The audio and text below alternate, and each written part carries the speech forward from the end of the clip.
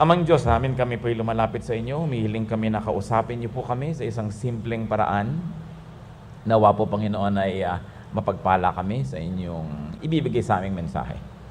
At kami naman habang pinagpapala niyo at lumalago, maging pagpapala kami sa aming kapwa. Payapain niyo po ang aming loob, patahimikin niyo po ang aming puso. Kayo po amang maging tunay na tagapagsalita. Tungtungan po ng inyong paa, inyong lingkod, at kayo aming maitaas. At ang inyong likod ay daluyan ang iyong mga salita, na pawang sa inyo lang po namin hinihiling na manggaling. At nawa, Panginoon, magliwanag ang inyo pong kagandahang loob sa aming kalagitnaan. So, Father, we ask you to be our speaker. Lead us unto greater knowledge of you. Salamat, Ama. Kayo po yung aming hinihiling na mangusap. Sa ngalan ni Jesus na yung anak at aming Panginoon at tagapagligtas. Life lessons from cellphone use. Unang-una, iwasang mag-low bat agad. Di ba ang mga tao, malaking problema yan pag nag-low bat. Do not use it excessively. Huwag laging gamitin. Huwag gamitin sa napakahabang mga conversation at telephone calls. In other words, pati mga games dapat at yung mga ibang gadgets, hindi pinaggagagamit sa cellphone para manatiling meron siyang baterya. Do not expend, do not use, and do not waste power needlessly. That is the lesson from the cellphone. Anong lesson ang pwede natin ngayong makuha mula dyan para sa ating spiritual life? Sa Exodus 18:21-22, napakalayong panahon ang agwat, ay nagkaroon ng malaking problema si Moses dahil sa dami ng kanyang pinangungunahan. At alam niyo po, ang mga tao, laging gusto yung top leader ang aasikaso sa kanila. Parang sa church ngayon, lahat ng may problema, gusto yung head pastor ang magka-counsel. Lahat ng mga ikakasal, gusto yung head pastor ang magkasal. Lahat ng ililibing, lahat ng idededicate kay tao, tricycle o TV, gusto yung head pastor. Yan ang naging problema ni Moses kasi ang daming tao, kulang siya. Kaya tuloy ang kanyang paglilingkod ay naging manipis na lamang at kulang-kulang at napakadali niyang mapagod. Pinagsabihan siya ng kanyang biyanan na lalaki na si Jethro kung anong kanyang dapat gawin. But select capable men, sabi, from all the people. Men who fear God, trustworthy men who hate dishonest gain, and appoint them as officials over thousands, hundreds, fifties, and tens. Have them serve as judges for the people at all times, but have them bring every difficult case to you. The simple cases they can decide themselves. They will make your load lighter because they will share it with you. Talagang maraming mga matatanda matalino. At ang payo ng matandang lalaki, hatiin mo ang mga tao, tumawag ka't pumili ng mga may kakayanan, mga makadiyos, magandang kalooban, at sila ang paharapin mo sa mga tao. Hati-hatiin mo ng libo-libo, daan-daan, 5-50, 10-10, at bigyan mo ng mga mangunguna sa kanilang pangkat, para yun ang nakikinig ng mga problema nila, lumulutas ng kanilang mga suliranin, nagbibigay ng mga pasya sa mga nag-aaway at hindi magkasundo, at yun na lang mahihirap na kaso ang dalhin sa'yo. In other words, sinasabi ni Jethro kay Moses, para di ka malobat, kailangan huwag masyadong gamitin ang unit. In cellphone language, do not overuse the unit. In life, do not overuse yourself. Do not overuse others. Delegate, like Jethro advised, share the load. Sa buhay po natin, kung minsan pagod na pagod ang nanay o yung tatay o kung sino man yung nagdadala ng lahat ng bigat, tapos yung iba, wala man lang responsibilidad. Yung isa o dalawang responsableng miyembro ng pamilya sa kanila na ipinapasan ang lahat ng mga suliranin, ng lahat ng mga gawain. Kaya sila ay sobrang nagagasgas, napupudpod, sobrang napapagod ang isip, ang katawan. Tapos yung mga tamad at mga batugan, laging masasaya at laging walang ginagawa. Kaya katulad nung, don't overuse. Ang lalo ang mga tao po, bakit tayo ganon? Sapagkat may anak ka na isang masunurin, lagi na lang yun ang utusan mo. Meron kang isang anak na matino, lagi na lang yun ang dadaganan mo. At kung minsan yung pa ang aasahan mo na gumastos doon sa mga tamad na tayo magtrabaho, bakit natin ginagasgas sobra yung mga pinapakinabangan? It becomes unfair. So tulad din sa cellphone, huwag masyadong gasgasin. Kaya katulad din sa cellphone language, keep the message short. Si Jesus nga, sabi niyo po ng Panginoon natin sa Matthew 5:37, simply let your yes be yes and your no be no. Nakita niyo may connection? Huwag masyadong maraming salita. Ang mga tunay pong paniwalang mga pangungusap ng Panginoon, yung mga Sermon on the Mount, maiiksing mga sentences. No? Talagang yan ang pwedeng matandaan hanggang maisulat dahil maiikse. In life, do not needlessly lengthen or stretch the use of your strength. Huwag nang habaan kung pwede maikse.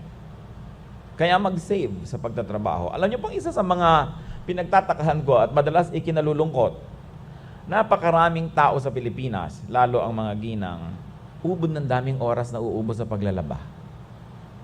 Halos nabubuhay na lang yata para maglaba.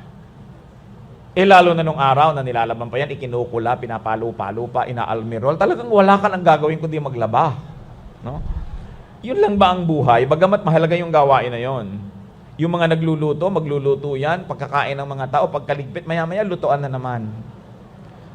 Dapat siguro tayong gumawa ng mga paraan na mas magkaroon tayo ng maraming free time para payamanin ang ating isip, para magkaroon din tayo ng mga kasiyahan na gusto ng Diyos na lasapin natin. So kailangan makadevelop ang mga tao ng paraan para paiksiin ang pagtatrabaho.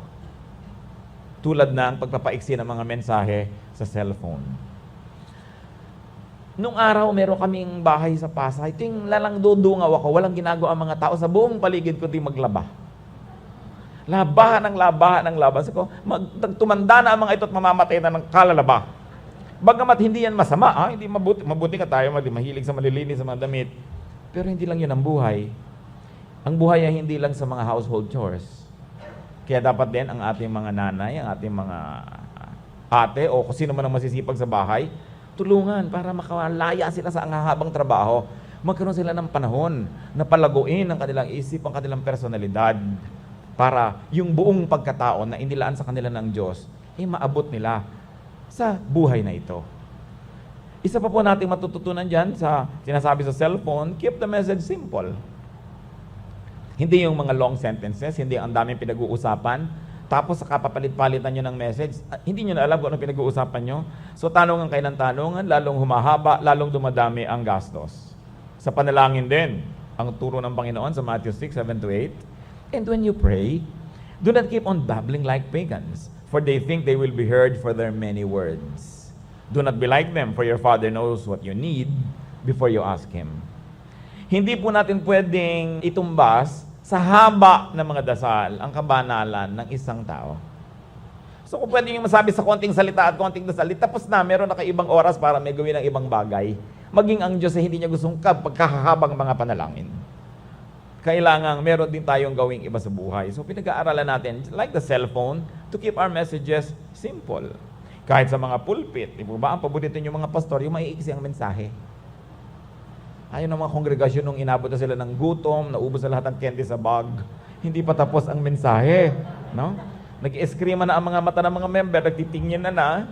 At yung mga bisita, sinisiko na yung nagyaya, bakit mo ako sinama dito? Ang haba-haba. No? So kailangan maiksi. In life, we should simplify our procedures because complexity vexes. Nakakagulo ng isip yung komplikadong mga bagay. Isa pa pong lesson sa buhay na pwede nating makuha mula sa cellphone, recharge. Kahit naman cellphone na pinakamahal, hindi naman pwedeng hindi mo i-recharge. Nauubos yung baterya, pagpapahingahin mo yung baterya, i-recharge mo. So sa buhay, recharge.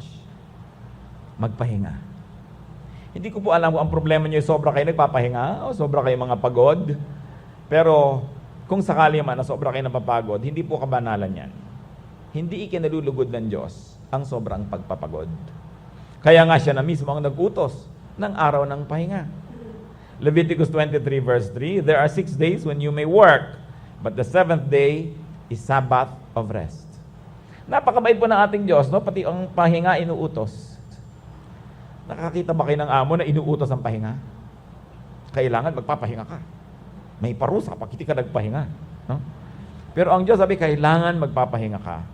At maging ang mga lingkod po niya at ang kanyang mga kasamang disciples, nung sobra sila nagiging busy, sa dami ng tao, nagpapagamot, tumihingi ng payo, nagpapapanalangin, pinatid ng Panginoon yung paglilingkod sa napakaraming tao, niyaya niya ang kanyang mga disipulo sa isang malayo, tahimik na lugar para sila magpahinga. Sapagkat hindi sila kakaoras kumain. Mark 6:31, come with me by yourselves to a quiet place and get some rest. Magpahinga po kayo kung sobra kayo nagpapagod sa buhay. Kasi ang taong pagod, mainit ang ulo. Ang taong pagod, hindi na nakakapag-isip ng malalalim na bagay. Ang taong pagod, mahirap na rin kasama dahil miserable na rin siyang kasama. At kung sakali naman pong tayo ang dahilan kaya sobrang napapagod ang mga mahal natin sa buhay, alam natin ang dapat gawin. Kailangan na bigyan natin sila ng puwang, samahan natin sila sa kanilang mga ginagawa at nang gumaan-gaan ang mga dalahin nila sa buhay. Spiritually speaking, be refilled by God's power. Mahalaga tayo ay nare-recharge. Kung yung cellphone nare-recharge, lalo ang ating espiritu. Na meron kang panahon ng pananahimik, pag-aaral ng salita ng Diyos, pananalangin, at pagpapahinga lang. Hindi nyo kailangang punuin ang lahat ng oras ng may ginagawa. Alam niyo po kasabihan, lalo na yung mga matatanda nung araw, yung mga lola natin, na sila ay marurunong. Palagay ko po, ang isa sa mga dahilan kung ba't sila talagang marurunong, bagamat marami sa kanila hindi naman mataas ang naabot sa formal na edukasyon, hindi naman nakapagtapos ng kung ano-ano mga formal na kurso, kasi madala sila na nagbubulay-bulay. Di po ba nung araw, halos ang lahat ng bahay may mga balkon, tapos may silyon, tapos may tumba-tumba, uugoy-ugoy ang matanda dyan. At sinasabi po ng mga psychiatrists, yung pag-ugoy-ugoy na yun, actually, it brings you to a certain level of relaxation where you are able to transcend the mundane physical environment. Na nalalampasan ng tao at ng kanyang isip at ng kanyang diwa yung mga bagay na nakaliligalig kung nananahimik siya at kuminsan ay uugoy-ugoy lang sa duyan. Kaya yung duyan ay bahagi ng kultura ng Pilipino na nawala na yata, no? Kaya wala nang nagbubulay-bulay. Kaya maraming matatanda rin ngayon pagka nagbigay ng payo sa'yo, nakakaduda, parang wala yatang natutunan ng matandang ito no? Hindi na yata nagbubulay-bulay din, ang isip kamukha na rin ng mga teenager. Pero yung nagbubulay-bulay ka, nag-iisip-isip ka, ang dami po nating salita dyan, nagninilay-nilay, nagmumuni-muni. Yan ang nawala. Kasi ang tao ngayon, we fill every space with sound and with movement. No? Wala nang katahimikan, may nakasalpak pang mga speaker dito sa tenga. Kahit matutulog na lang, nandun pa yon. Wala nang oras na mag-isip-isip kasi kahit nagluluto, nakabukas ang TV. Bago matulog, magti-TV pa rin hanggang magkaantok-antok. Wala nang oras mag-isip. Wala nang oras magpahinga ang tao. Yan ay dapat po nating ibalik. We must recharge. Ephesians 5:18, be filled with the Spirit. Balik tayo sa cellphone. Stick to the minimum necessities. Tuwing meron pong nagpapayo, ano bang magandang bilhin na cellphone? Ano bang kailangan mo sa cellphone? Di ba, makatawag, makatext. Bakit naman kailangan bumili ka pa ng may bread toaster sa loob, may folding bed, no? Meron pa sa loob na refrigerator at kung ano-ano pa. Hindi mo naman talaga magagamit. Ang dami-daming nakakalitong gadgets dyan, no? Na bagay lang sa mga mayayabang na teenager. Pero kung ikaw isang taong nag-iisip, hindi mo naman magagamit sa buhay mo lahat yung gadget na yan. Ba't mo babayaran? Pampaubos ng power, pampalaki ng halaga, at lalong nagiging kaakit-akit sa mga snatcher ang inyong cellphone. Kung ang cellphone nyo ba, nagte-text lang at natatawagan, mabuti kung may magdasang snatching yan. Hindi. Alam niyo daw po ang ganda ng cellphone, no? Kapantay nung kawalan ng kita ng tao. Yung mga walang hanap buhay, yun ang kahihilig sa magagandang cellphone. No? Yung mga hindi pa kumikita, yun ang mahilig sa mga sobrang maarting mga gadget. Kasi nga, sobra tayong nakakain ng materialism. Nadadala ng advertisement, naaanod ang ating isip ng mga pag-iisip na ipinaiiral ng mga nag-a-advertise para lang bilhin natin ang bilhin ng kanilang mga produkto. Yun pong telepono, tulad na lang yan. Siguro mga 40 taon yung telepono, ganoon ang itsura. Pero nung pumasok yung cellphone na yan, linggo-linggo may bago. Hindi ka natitigil bumili ng bago. Ikasanla mo na ang kaluluwa mo para makabili ka ng bago. Ipapahamak mo na ang buhay mo para laging meron kang bago. So, sa cellphone language, stick to the minimum. Choose features and gadgets that will really be useful. Because those that are not used, that you pay for, will only be wasted. Sa Bible, meron din po ganyang principle. Joshua 7:2-3. Pupunta sila sa digmaan. Now Joshua sent men from Jericho to Ai, which is near Beth-aven, to the east of Bethel, and told them, go up and spy out the region. So the men went up and spied out Ai. When they returned to Joshua, they said, not all the people will have to go up against Ai. Send 2,000 or 3,000 men to take it, and do not weary all the people, for only a few men are there. Pupunta po sila sa digmaan, nagpadala ng mga espiya itong kanilang pinuno. At nung bumalik ang mga nagmanman doon sa lugar na yun, sabi, naku, hindi na natin kailangang ipadala ang buong army natin. Kaya na ng ilang libo lang na mga kawal. So huwag na natin gamitin ang lahat. So ano po ang leksyon doon? Yung hindi mo naman gagamitin, huwag mo nang isama. May mga tao po na Kuba na lumiko na yung mga spinal column kasi dala lahat sa bag. Kahit hindi naman nila magagamit sa maghapon na yun. No? Ang dami-dami nilang dala kahit sa buhay, ang dami-dami nilang dinadala na hindi naman dapat dalhin. Kaya sabi rin ng Panginoon sa Matthew, sabi, don't worry about tomorrow. Tomorrow will worry about itself. Let the day's own trouble be sufficient for the day. So ganun din yung dala-dala natin. Kaya nga pati panalangin, sabi, give us this day our daily bread. Ibigay mo po sa amin yung kakanin namin sa araw na ito. Huwag mong problemahin yung bukas kasi yung Diyos nandun pa rin bukas. Marami pong mga tao, kaya sila hindi nagkakaroon ng katahimikan sa buhay. Yung resources na ibinibigay sa kanila ng Diyos ngayon, pinipilit nilang hatiin para sa kanilang pangangailangan ngayon at para bukas. Sabi ng Panginoon, binigay ko yan sa'yo ngayon, ubusin mo lahat ngayon. Yung bukas, may bukas pa uli yun. Basta willing ka uli magtrabaho, willing ka uling kumilos. Of course, hindi naman literal yun. Maganda rin mga may savings ka konti.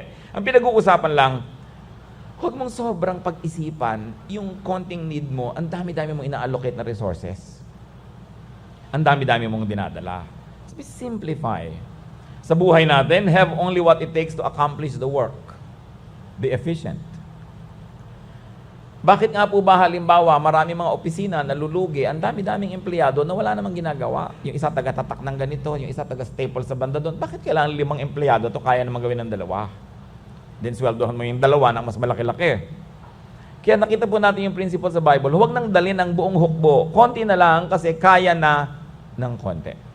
Most of the time, we overkill eh. Hindi naman kailangan ganun karami. Ganun ang ating ginagawa. So in life, travel light. Have an effective team. If you have work to do, an effective team.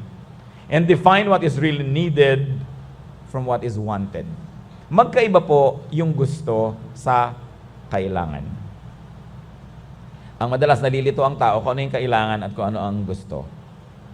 Hindi dapat ang tao nagkakaroon ng discontentment kung alam lang niya na magkaiba ang kailangan sa gusto. Luke 10:41-42. Sabi ng Panginoong Hesus, Martha, Martha, the Lord answered, you are worried and upset about many things, but only one thing is needed. Nag-aalala po itong si Martha na hindi masyadong maging maganda ang kanilang handa, hindi masyadong maging maayos ang pagtanggap sa bisita. So yung kapatid niyang babae na si Maria na nakikinig sa paanan ng Panginoon ng mga mahalagang katuruan, pinipilit niyang kaladkarin sa kusina para makasama niya sa paghahanda ng pagkain. At sinabi ng Panginoon, bagamat maganda yan, paghahanda na yan, pero hindi naman yan ang kailangan talaga ng tao. So, simplihan mo na lang yan para hindi lang yung kapatid mo si Maria, ikaw man ay makapakinig ng salita ng Diyos. Kumisan sa atin din sa church, hindi ko alam sa inyo, inyong mga kasaysayan, pero yung mga anniversary ng church, pagod ang lahat. Wala nang nakakapakinig ng message, wala nang nakaka-worship dahil lahat nandun sa likod, nangyahiwa, nagtatadtad, naghahanda ng kung ano-ano, ang mga technician, ang mga dancer, ang mga musician, ang dami-dami nilang hinanda, yung sobrang napakagarbong mga programa. At the end of the day, wala namang na-bless. Napagod lang, nag-away pa iba, nagkatampuhan, nawala ang kutsara ni ganitong sister, so ayaw na niya magpahiram uli. Takot-takot na gulo, dahil ginagawa nilang elaborate. Sabi ni Lord, simplihan mo na lang yan para may oras ka pa na manahimik, makinig, mag-aral. Huwag mong guluhin ang iyong buhay. Inaasahan ko po mga kapatid, na habang ito'y ating mga binabanggit dito, ay umaandar ang inyong imahinasyon at nai-apply nyo sa inyong buhay ang pinag-uusapan natin. Kasi hindi ko kayang i-apply yan para sa inyo. Gusto ko lamang nabigyan kayo ng mga suggestion na isipin natin ito. Maraming bagay ang hindi kailangan. Nung minsan, mayroong isang nagkukwento, may kumakatok sa kanilang tarangkahan na kamag-anak na di nila nakikita ng ubod ng tagal. Napakatagal. Pag ang kamag-anak nyo dumating sa inyong tarangkahan, matagal nyo hindi nakikita, sa palagay nyo dahil love kayo? Dahil miss kayo? Mangungutang yon. Kaya kayo natunton. Wala nang iba, alam nga namang love na kayo. No? Madaling araw, nandun na, kumakatok dahil miss kita. Kaya mga kamag-anak, nakakatakot pag bilang sumusulpot sa harap ng bahay mo. Yun nga, magpapakasal. Nangungutang ng napakalaking halaga. Yung inuutangan pa naman niya, hindi naman nakasal sa simbahan yung mag-asawa na yon dahil nga nagtipid nung silang ikakasal. Nagpakasal na lang sa ilalim ng hagdan ng City Hall. Hinila yung dumadaan, naging witness para makasal. Tapos ngayon, uutangan niya ng pagkaraklaking halaga para ikakasal daw yung anak niya. Nakita nyo, wala ka palang pampakasal ng malaki, di huwag mo lakihan. Mahirap ba yun? Yung iba nagkakautang-utang, magdedebo ang anak. Gusto pa may malaking hagdan na papanaugan kahit yung bahay nila ang liit. So dudugtungan ng hagdan para mukhang prinsesa habang nananaog, etc. etc. When people live within their means, life will be a lot simpler. Hindi tayo mapupuno ng mga discontentment kung tinatanggap natin ito. Ang kalagayan natin ngayon, hindi yan. Simple. Hindi yung masyadong malaki ang ginagawang simula tas hindi maituloy. Papapasukin ang anak sa pagkamahal-mahal na school tas hindi naman maitutuloy, hirap na hirap. Kung ano yung katotohanan, tanggapin para gumaan-gaan ang buhay. Sabi ni Lord kay Martha, many things are not needful. At sabi sa Hebrews 12:1, let us throw off everything that hinders. Even at this point, mga kapatid, ano ang nagpapabigat sa buhay nyo na kung bibitawan nyo lang naman, gagaan kayo? Pero ang bigat-bigat, dahil pinipilit nyong kayanin yung di kaya. Pinipilit nyong sakbalin yung hindi kayang kagatin. Nahihirapan, napipilitan. Yan pa lang, ang pagpasyahan yung bibitawan ko na nga yung hindi ko kaya, sulit na nagkita-kita tayo ngayon. Gagaan ang buhay nyo. Yung hindi kaya, huwag kayanin. Baka bukas, sa makalawa, makaya, dun gawin. But do not overstretch your resources kung hindi kaya ng load. At tulad sa cellphone, learn new things. Learn new technologies. Mga lola, mga nanay, mga lolo, mga tatay at kung sino-sino pa, kung di kayo marunong mag-text, mag-aral kayo. Tapos pa-text kayo ng pa-text kung kani-kanino. Diba? Buhay pa naman kayo, diba? So, pwede pa kayo mag-text. May mga nanay hindi marunong magbukas ng TV. Hindi marunong magbukas ng radyo. Ay, bukas ng mga radyo. Kaya pag walang magbubukas, hindi siya makapanood. Wala pa naman kayo sa kabaong. Pwede pang lumakad ang kamay nyo, buksan yung TV. Huwag kayong magsabing matanda na ako.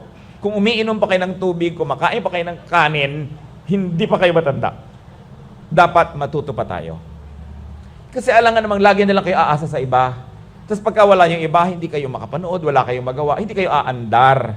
So, pwedeng pag-aralan yan. Stretch the resources that God gives you. Huwag kayong maasiwa o mainis o matakot sa mga bago. Kahit yung atin pong New Testament, may panahon na bagong-bago yun. Kasi ang umiira lang nun, yung tinatawag natin ngayong old. Kung tinanggihan ng mga tao nun yung New Testament dahil new, wala tayo ngayon. Maging ang mga classical songs po, yung mga iba kasi ayaw nila nung modern. Kuminsan kahit sa churches, ayaw nila nung modern. Gusto nila classical. Yung classical music ngayon, modern yun nung araw. Sa palagay nyo, nung sumulpot yung classical agad. Di ba? So yung classical music ngayon, pop yun nung araw. So huwag di kayo matakot sa pop. No? Ine-encourage ko nga ating mga nanay, mag-R&B music pa rin kayo at mga kung ano-ano. Hindi yun na lang parang punebreng, hindi pa naman kayo nililibing.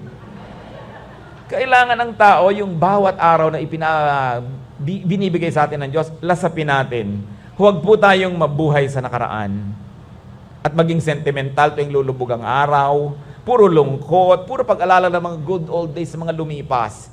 Binibigyan pa kayo ng Lord ng araw na ito, ng bukas, ng next week, kasi gusto pa niyang lasapin niyo yon. Hindi natin dapat ikulong ang ating isip sa nakaraan. Sapagkat ang pagkukulong sa nakaraan ay parang pagbabaliwala sa kasalukuyan at sa hinaharap na patuloy namang ibinibigay pa sa atin ng Diyos. Mag-aral ng mga bago. Sapagkat ang isip, napakalaki ng pwedeng marating. Sabi po ng mga scientific at nag-aaral ng utak ng tao, wala pa daw sa 5% ng kayang gawin ng utak ang ginagawa ng tao. So napakarami pang pwede. Marami pa. Tsaka yung mga matatandang malabo mata, abutan mo, alam na alam ako magkano. No?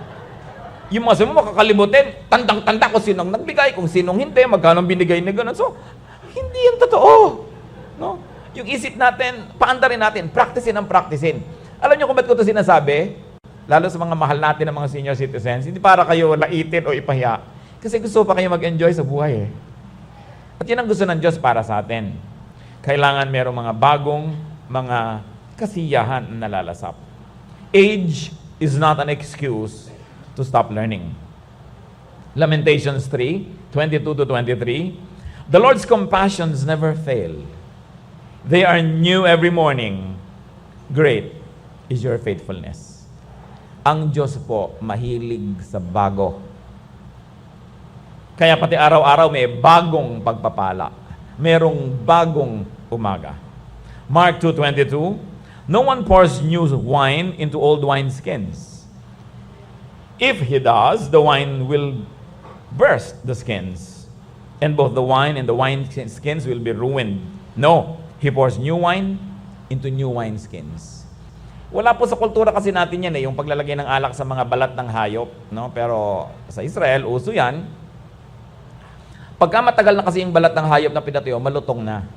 Pag binigyan mo ng bagong alak na doon pa lamang magsisimulang makurta o mag-ferment, sasabog, masisira. Kaya sabi niya, pag bago ang alak, bagong lalagyan. So pag may mga bagong ideya, may mga bagong blessing, dapat bago ang puso, bago ang utak na lalagyan. We must continue to renew our minds. Hindi mo laging pwede sabihin, nung araw ganito, nung araw ganito. Tapos na po yung nung araw. Kailangan harapin mo yung ngayon. At hindi masama yung ngayon.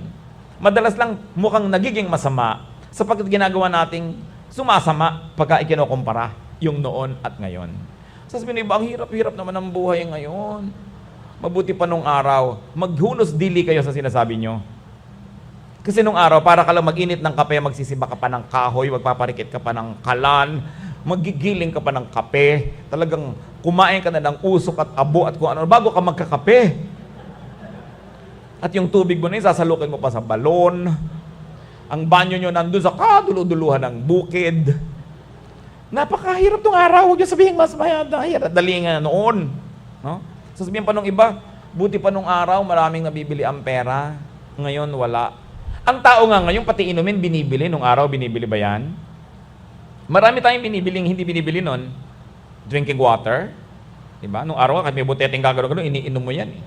Ngayon, kailangan sosyal. No? Mineral water pa yung iinumin mo. Ang tao, nagbabayad ng cable, nagbabayad ng load, nagbabayad. Nung araw, wala. Ibig sabihin, may ibinabayad.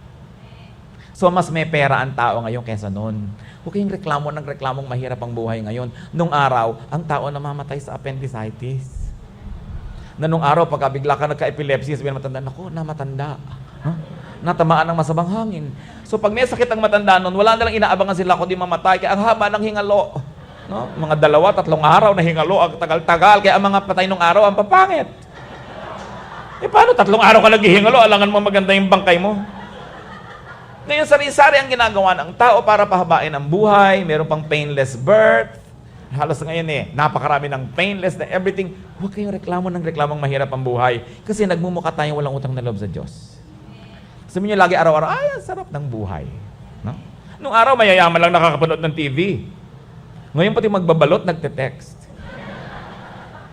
Alam niyo yung mga pharaoh nung araw sa Egypt, mga emperador sa Roma, hindi nakaranas siya nung nararanasan pinakasimpleng OFW na nag-aeroplano. No? Na nakakaranas ng air conditioning. Not even the pharaohs of Egypt had air conditioning. Ngayon, kahit wala kang pera, pumasok ka sa mall, nalalamigan ka na, ang buhay masarap. So, tingnan natin yun, lasapin natin, maganda ang buhay, maganda ang mga bago, huwag tayong negative. Na pinipilit natin yung makaugalian ng araw, ay ipairal sa ngayon. Sapagkat ang maganda, pinaghahalo mo yan, nakaka-develop ka ng mga bagong kaugalian na angkop sa mga pamumuhay at technology ngayon. Sa mga katuruan lang po, marami nung araw bago. Nung panahon ni Paul, ang mga pinagsasasabi niya, bagong-bago sa paningin ng mga iba. Acts 17:20-21. Ano pong sabi ng mga tao sa Athens kay Paul? You are bringing some strange ideas to our ears and we want to know what they mean. All the Athenians and the foreigners who lived there spent their time doing nothing but talking about and listening to the latest ideas. Nakita niyo po, nagtuturo si Paul ng kaligtasan sa pangalan ni Jesus? Unheard of. Wala nung araw na ganun. Bagong-bago yun. Pagkat bukas ang tenga at isip ng mga Athenians, sa niya, bago yan na, ipaliwanag mo nga. Tayo po mga kapatid, pag nakakarinig ng bago, anong tawag natin? Demonic yan. Diba? Pag may narinig ka medyo bago, masama yan, kulto yan. Pag may narinig kang bagong-bago, naku, ano yan, nakakatakot yan. Pero sila, sabi, ano ba yung bago? Ipaliwanag mo. That's the attitude. Kahit po tayong mga Kristiyano, nakakarinig mga ibang paliwanag, ibang ideya, huwag nyo agad masamain. Pakinggan nyo, suriin. Sapagkat kung hindi nagkaroon ng ganung pagkakataon na ibinigay sa Christianity, walang Christianity ngayon. Sinuri, pinakinggan. Kahit yung ating mga pananaw, ng mga relihiyosong pananaw, ng mga henerasyon na, pwede yan suriin. Pwede yang tapunan ng bagong liwanag at magkaroon ng mga bagong kahulugan sa ating buhay so that the Word of God will continue to be relevant in people's lives. You cannot impose the application and the interpretation 50 years ago to life today. Hindi nagbabago ang salita ng Diyos, pero nagbabago ang buhay ng tao, nagbabago ang lahat ng bagay at mga pananaw. Kailangan patuloy na magbago ang ating scholarship, hindi para ibahin ang salita ng Diyos, kundi ito ay hanapan ng mga panibago at nagbabagong mga kahulugan sa ating buhay. Kaya we have to move with the times. Lumalakad ang panahon. Ecclesiastes 3:1 and 6, there is a time to keep and a time to throw away. Talagang mayroong panahon na itatapon mo na yung luma. Kasi wala nang lugar para sa bago eh. Kailangan magkaroon ng lugar. Philippians 3:13, sabi ni Paul, one thing I do, forgetting what is behind and straining toward what is ahead. Yun daw ang ginagawa niya, nililimot na niya yung tapos na at gusto niyang harapin yung darating pa lang. So learn new ideas, learn new theologies. God doesn't change, but the way we understand God and the way God can be made king and relevant to our lives can change. Yung mga pag-a-apply natin ng mga bagay na yan, new hermeneutics and interpretations, new applications of God's Word. Sa Isaiah 48:6-7, bagamat ito'y daang-daang taon bago ang panahon ni Jesus, sabi ng Diyos sa propeta, from now on, I will tell you of new things, of hidden things unknown to you. They are created now, not long ago. You have not heard of them before today, so you cannot say, yes, I knew of them. Nakita niyo po, sinasabi? May ituturo ako sa yung bago. Hindi mo pwedeng masabing, luma na yan, narinig ko na kasi bagong mga likhang bagay pa lang yan. Mga bagong likha ng mga kaisipan at paraan ng pag-iisip at mga katuruan. At yan ay panahon ni Isaiah.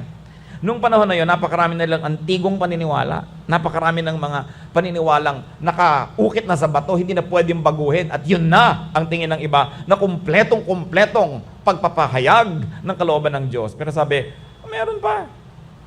Sapagat ang Diyos ay creative, hindi siya nauubusan ang kini-create.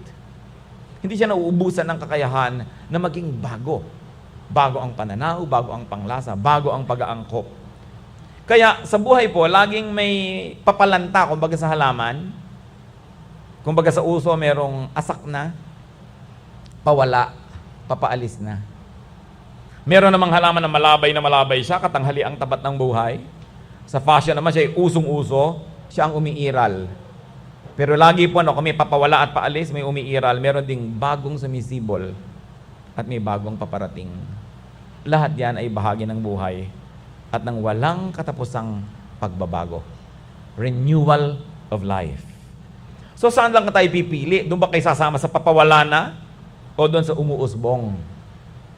Are you a person of the past, of the present, or of the future? Even the revelation of God keeps progressing to people. Lugi ang nagsasara ng isip. Lugi ang nagkakahon sa isip nila, lalo sa mga bagay na may kinalaman sa Diyos.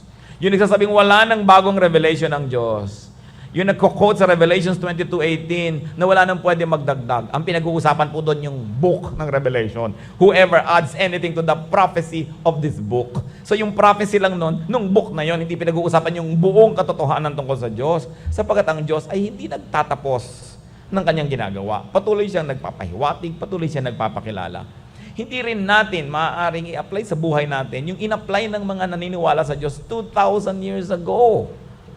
Iba ang kanilang daigdig na ginalawan, iba ang kanilang panahon, at hindi hinahanap sa atin ng Diyos na isusog sa kanilang mga ginawa ang ginagawa natin ngayon sapagkat iba ang kalagayan ng mundo. God doesn't change. But we must be progressive in the interpretation and the application of God's never-changing message. So what is important is to renew your mind, your heart, and your personality. Romans 12:2, be transformed by the renewing of your mind. So niya, gusto niyong mabago? Baguhin niyo ang paraan ng inyong pag-iisip. At paano mababago ang paraan ng pag-iisip? Dapat baguhin kung anong mga iniisip. Baguhin kung anong mga nadidinig. Kung ano ang mga pinakikinggan, tinitingnan, minumuni-muni, iniisip-isip. Sabi, pag napalitan nyo ang paraan ng inyong pag-iisip, magbabago ang inyong kalooban, magbabago ang inyong buong pagkatao. Siguro marami po sa atin dito mga matagal na nag-aaral ng Biblia, matagal nang masasabi natin na Christian. Pero nakakalungkot, marami rin tayong mapapansin ng mga kapatid natin na wala namang pagbabago. Yun at yun pa rin. Si chismosang ka, Feli, chismosa pa rin. Nadagdagan pa. No? Yung babaerong si ka-RD, babaero pa rin. No? Yung si mayabang na ganun pa rin. Itong si dalagang ito, nakakalimang abortion na kahit nasa choir. Yun at yun, wala nagbabago. Nakakakita ba kayo ng ganon? Kasi hindi nagbabagong pag-isip. Yung maramdamin pa rin. Pagka hindi mo naimbita, magdaramdam pa rin. Kasi ang iniisip rin niya, pag hindi ako naimbita, hindi ako pinapahalagahan, magdaramdam ako. Kung pabaguhin mo pag-isip mo, hindi ako naiimbita siguro dahil baka busy, dalimutan ako. O baka may ibang dahilan. Hindi ka ngayon magtatampo. Pero pag hindi mo pinalitan ng paraan ng pag-isip mo, lagi ang ending ng iyong iniisip dun sa dati, kasi hindi ka na nagbago. At marami pong mga tao hindi naniniwala sa ating pananalig sa Diyos kasi nakikitang wala tayong pagbabago. Bible naman ang Bible yan, ganyan pa rin yan eh. Diba? Mayabang pa rin yan, ganito pa rin yan, ganun pa rin yan. Pagkamat siguro sa buhay na ito na napaka-iksi, hindi naman talaga tayo magiging perfect. Pero ang mahalaga, nagkakaroon ng pag-asenso, pagbabago, pag-unlad ang ating espiritu. At yan ay sa paraan lang ng pag-iisip. Paano mo binibigyan ng kahulugan ng isang salita? Paano mo binibigyan ng kahulugan ng isang kilos, ng isang gawa? At paano ka kumikilos dahil sa narinig mo, yun ang nagiging pagkatao. Be transformed by the renewing of your mind. Paano ka matatransform kung hindi mo binibigyan ng isip mo ng panahon na mag-isip? Na kung may nakagalit ka, mag-iisip ka ba man lang na, teka, babalik na rin ko ang sitwasyon. Kung ako siya, ano nga bang gagawin ko? Tama ba yung ginawa niya? Kung ako siya? Hindi, lagi na lang natin iniisip, ako, ikaw, so akong tama, mali ka. Pero oras na nagkakaroon ng mga pagtatalo ang mga tao, manahimik ka lang sandali. Kung ako yung kapatid ko, na inagawan ko ng mana, magkagalit nga ba ako? Oo nga. So dapat lang nagalit siya sa akin dahil inagawan ko siya. So magbabago ka ng pag-iisip. So isiniasalin mo, inililipat mo yung kalagayan sa kalagayan ng iba, inuunawa mo sila mula sa kanilang pananaw, at lalawak ang ating isip. The Word of God does not change. But its reading, its interpretation, its application must fit the realities and context of the hearer. Kailangan yan, bagay, tugma. Pag ginawa natin yun ang ating pananalig, ang ating relihiyon, ay hindi magiging pabigat, kundi magiging pagaan sa buhay natin. Paano nyo malalaman kung hindi tama ang paglalapat natin ng mga salita ng Diyos sa ating buhay? Nagiging pabigat, nagiging pahirap, nagiging dagdag na krus sa ating buhay, yung ating relihiyon. Pero ang sabi ng Panginoon, I came that they might have life and have it to the full. At pinakabilin-bilin niya, come to me all of you who are tired and heavy laden, I'll give you rest. Yun po bang inyong relihiyon, yung inyong pananalig, yung inyong mga ginagawa sa ngalan ng Diyos, nagbibigay sa inyo ng rest? O puro pagod, puro stress? Siguradong may mali. Hindi mahirap malaman. Pag nagsasapatos kayo at naglalakad kayo at may sakit-sakit na tumatama sa inyong talampakan, alam nyo baka merong tamtak sa loob o may bato, may mali. So ganun din ang ating pakikitungo sa Diyos. Kung nagiging mapakahirap, ang tawag ang hirap na maging Christian, at nadidinig ko yan kamisan, ang hirap na maging Christian. Pag pahirap si Kristo, ibig sabihin may mali sa ating pagbasa. May mali sa ating pag-apply. Kasi hindi siya dumating sa ating buhay para tayo pahirapan, kundi para pagaanin ang ating buhay. So may mali kang theology dyan. May mali kang application, kaya ka nahirapan. Kaya dapat nating tingnan. Diyos lang ang banal. Ang mga tao na lumilikha ng mga theological stand ng mga grupo ay hindi Diyos. Maaaring tanungin, maaaring ibahin ang mga stand na yan. sapagkat kapwa-tao lang natin ang gumagawa. Pero hindi, katagalan kasi pag may title ka o matagal ka na, nagiging para ka na rin Diyos. Hindi ka na rin pwedeng tanungin, hindi na pwedeng ibahin dahil yan ang nakalagay sa ating kataas-taasang kasulatan, yan ang nakaugalian. Nagiging pabigat ang relihiyon sa buhay ng tao. Ang Diyos, dumadating sa ating buhay para tayo bigyan ng kapahingahan at maging ng kasiyahan. At siguro po sa dami-dami na matututunan natin sa cellphone, isa na lang, tulad sa cellphone, pass a load. Yung pong pass a load, it's a very unique Filipino phenomenon. Wala niyan abroad. At kung ginagawa man abroad, sa mga Pilipino pa rin. Kasi tayong mga Pilipino, sobrang mapagmahal. No? Kahit ikaw na ang nagpapas ng load sa manliligaw mo, magpapas ka na, may manligaw na lang. Wala ka na bang load? Ay, naloadan kita. Ipapangutang kita. Guwaping, basta texta mo lang ako. So, mahilig tayo ganyan, magpass ng load. Kaya nga, may nagpapayo sa akin, ano man palagay nyo, magka-match ba kami nung aking napupusuan? Sabi ko, kung kailangan mong pasahan siya ng load para ka lang yung textan, di kayo match. No? Gumising ka. No? No? Kaya lang text sa'yo, may binibigay ka kasi. In any case, mahilig tayo magbigay. So, share your power, your spiritual gifts, your insight and wisdom, your spirituality with others. Pass the spiritual load. Kung tayo mga Pilipino, magaling mag-pass ng load ng telepono, lalo naman dapat tayo magaling mag-pass ng spiritual load. Magpapatotoo tayo, magdadala tayo sa Panginoon, mag-share. Yun ang magaling tayo. I-pass nyo yung load na yun sa maraming tao. 2 Timothy 2:2, and the things you have heard me say in the presence of many witnesses, entrust to reliable men who will also be qualified to teach others. 4 generations na nagpapasa.